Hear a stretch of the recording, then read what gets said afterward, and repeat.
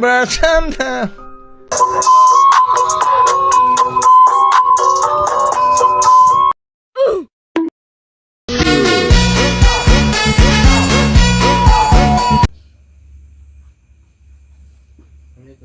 Waalaikumsalam. Ya, silakan duduk. Ada perjalanan jauh, Mas. Lumayan lah dari sini mah. Lumayan. Kita kan Jauh juga sebelumnya ya? Jauh juga tadi. Iya, lumayan jauh emang. Kita kan sebelumnya udah janjian lewat webs ya. Iya. Kalau kita bakalan ketemuan pada kesempatan kali ini kan. Lalu sebelum itu izinkan saya kenalkan diri terlebih dahulu. Saya Fajar Firdaus, di sini selaku konselor. Dan masnya bisa kenalkan diri? Bagus Purnama. Bagus nama. Umurnya? Umurnya 21 tahun. Kesibukan saat ini apa, Mas Bagus? Kerja doang sih, bukan hari Kerja aja. Oke, baik. Saya akan sedikit memberitahu kepada Mas Bagus mengenai asas-asas apa aja sih yang akan kita dapat di sesi konseling kali ini. Yang pertama itu ada asas kerahasiaan. Saya selaku konselor akan menjaga segala bentuk kerahasiaan dalam pembicaraan kita atau apapun yang ada pada kesempatan kali ini. Lalu ada asas kesukarelaan.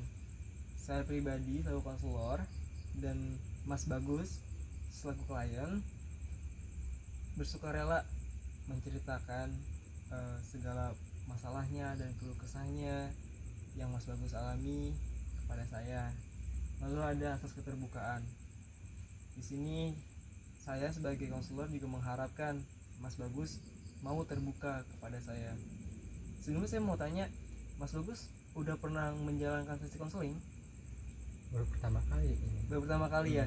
Nah, mungkin di asas keterbukaan ini akan sulit untuk pertama kalinya. Jadi itu nggak masalah. Emang untuk pertama kali itu akan susah emang untuk bisa berbicara langsung di depan orang lain. Lalu yang terakhir ada asas kemandirian. Di sini saya harap selaku konselor berharap dengan sangat-sangat berharap bahwa klien dapat mengatasi masalahnya yang ada di kemudian hari. Jadi setelah dijalankan sesi konseling kali ini, saya harap klien itu bisa lebih mandiri dengan menghadapi masalah-masalahnya nanti. Semoga itu bisa tercapai ya.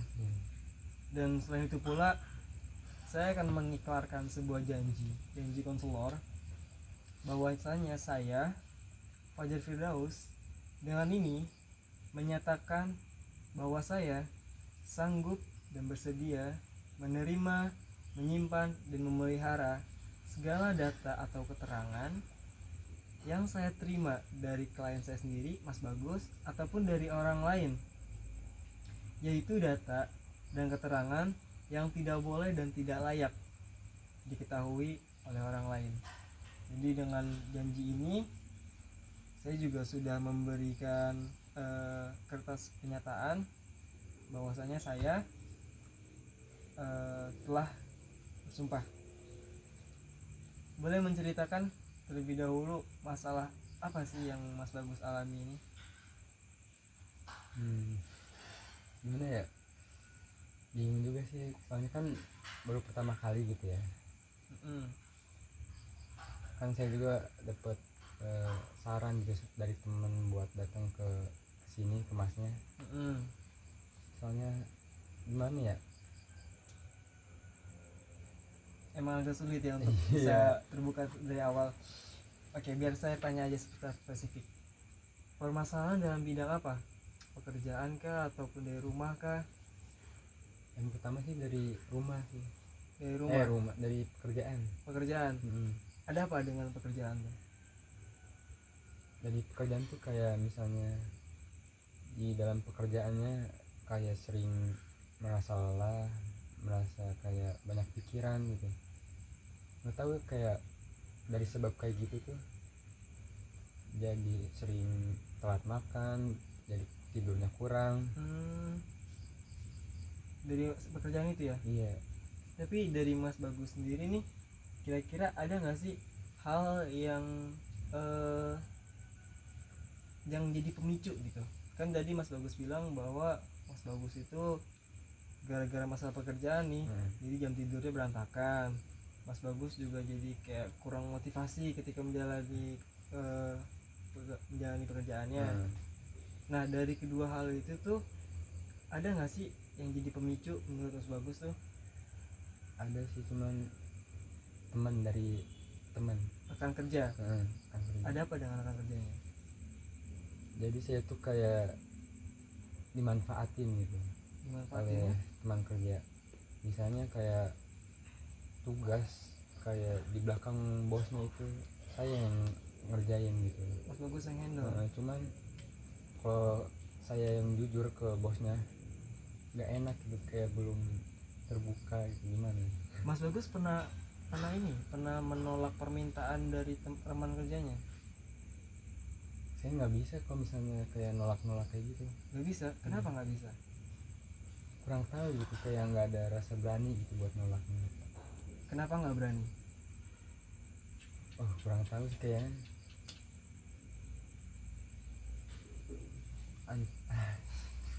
Gini Mas Bagus, apa yang Mas Bagus bilang itu suatu hal yang irasional. Irasional tuh berarti nggak rasional, karena begini, ketika kita memikirkan hal yang irasional, yang nggak rasional nih, yang nggak masuk dari ke kita, pastinya bakal ada sesuatu hal yang kita korbankan dari hal itu. Contohnya ketika Mas Bagus tidak bisa menolak sesuatu yang dipinta dari rekan kerjanya Mas Bagus, lalu Mas Bagus mengiyakan saja, pasti ada yang harus dikorbankan dari hal itu. Contohnya tenaga Mas Bagus keluar, waktu Mas Bagus lebih keluar, mungkin itu alasan Mas Bagus lebih tidur karena lagi memikirkan pekerjaan, betul nggak? Jadi siapa yang seharusnya diubah? Teman Mas Bagus, rekan kerjanya, atau Mas Bagusnya? Saya sih pengen dari diri saya gitu, harus kayak gimana. Soalnya kan saya khawatir gitu ya, nantinya kedepannya saya bakalan lebih gimana ya, khawatir aja sih, kekhawatiran buat diri sendiri gitu nanti kedepannya. Oke, itu jawaban bagus tuh. Itu jawaban bagus sesuai dengan namanya. Jadi gini, apa yang Mas Bagus bilang tuh benar. Yang harus diubah itu bukan orang lain, karena kita itu nggak bisa mengubah persepsi orang lain terhadap kita. Apa yang orang lain bilang, apa yang orang lain lakukan, dan apa tindakan orang lain terhadap kita itu nggak bisa kita ubah. Yang bisa kita ubah tuh diri kita sendiri. Kenapa saya bilang begitu? Karena gini, saya pernah dengar suatu ucapan dari seorang konsultan ternama. Dia bernama, saya agak lupa lagi namanya, Sigmund Freud. Sigmund Freud itu bilang, kalau kita lebih harus menekankan kepada ego dan alter ego. Nah, kita harus menekankan kepada alter ego kita. Kenapa alter ego kita harus ditekankan? Biasanya alter ego itu mengubah persepsi kita ke arah-arah yang normal. Jangan cuma hanya memenuhi alter ego terus. Sekali kita harus mendukung itu sebuah nafsu atau kayak keinginan. Mas Bagus keinginan untuk menolak, lakuin aja, seenggaknya itu bagus untuk Mas Bagus gitu. Gini, yang bisa kita lakukan hanya mengubah kemampuan kita, ya kan? Contohnya dari Mas Bagus tuh pengen ngubahnya kayak gimana? Dari apa dulu? Dari diri nih. Iya, dari diri dulu. Kayak gini, Mas Bagus tahu to-do list kan? Apa yang harus lakukan itu kan? Nah, coba Mas Bagus buat nih, seandainya Mas Bagus ngebuat to-do list, apa yang harus kita lakukan pada hari ini atau pada kegiatan ini. Misalnya nih, ketika Mas Bagus lagi di kantor, apa nih yang Mas Bagus tulis dulu, harus melakukan apa nih? pengennya sih kayak misalnya mau ngelakuin sesuatu tuh harus berani gitu, Ya, kayak pertama harus menolak. berani. Kedua apa? Kayak gimana ya, pokoknya itu sih yang pertama. Oke, benar itu semua benar. Hmm. Karena pertama itu kita harus berani. Pertama kita harus berani. Yang beraninya ini, kalau untuk permasalahan Mas Bagus lebih ke berani bilang tidak. Karena kalau misalkan kita merasa nggak enak, kita berarti nggak megang kontrol kepada diri kita sendiri, Oh namanya nggak megang kontrol pada diri kita sendiri. Sejatinya diri kita itu kita yang menentukan mau ke arah mana, bukan orang lain. Kita bukan boneka. Jadi benar kata Mas Bagus, kita harus berani untuk bilang tidak. Mungkin bisa nanti di kedepannya Mas Bagus bisa mempraktekkannya dan menambah lagi hal-hal apa nih yang harus dilakukan untuk mencegah terjadinya hal itu. Seperti itu. Ada lagi yang ingin sampaikan? boleh nambah lagi nggak? Boleh. Apa? Misalnya kayak kan tadi udah ya, kayak harus berani menolak ya, cuman kayak misalnya biar nggak khawatir kan ada ancaman dari situ, dari Oke, gini, kita bakal pelan-pelan ngebahas itunya. Mungkin untuk sesi kali ini kita fokus utamanya ke cara berani bilang tidak. Oke, mungkin kita fokusin dulu ke sana nih, sambil Mas Bagus coba bikin berhasil atau tidaknya dilakukan di hari itu. Nanti kita bisa ketemu lagi di minggu depan. Di minggu depan saya akan menanyakan kabar Mas Bagus, sekaligus mengevaluasi apa yang kita bicarakan hari ini mengenai berani berkata tidak. Kedepannya baru kita bahas masalah-masalah berikutnya. Mungkin seperti aja ya Mas Bagus. Ada lagi? udah sih gitu. Cukup. Oke, mungkin sesi konseling kali ini saya tutup sampai di sini.